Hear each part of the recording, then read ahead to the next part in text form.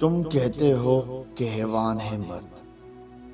तुम कहते हो कि हैवान है मर्द। इसी बात पे तो हैरान है मर्द।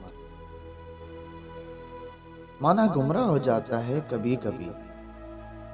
माना गुमराह हो जाता है कभी कभी। कोई फरिश्ता नहीं, इंसान है मर्द। समझते हो तुम उसे अपने पाँव की धूल।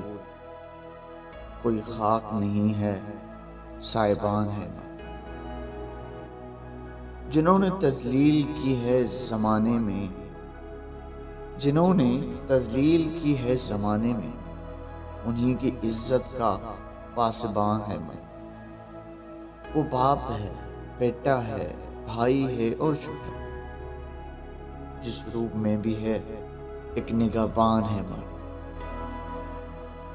अपने फ़राइज़ की अदायगी में इतना मशगूल है, अपने फ़राइज़ की अदायगी में इतना मशगूल है, खुद अपने हुकूक से अनजान है मर्द। ये खुशबाश चेहरा तो तुम्हारे लिए है, ये खुशबाश चेहरा तो तुम्हारे लिए है।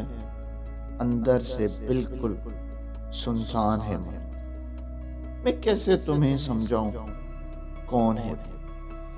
मैं कैसे समझाऊं तुम्हें कौन है वो? एक तवील दास्तान है मर्द।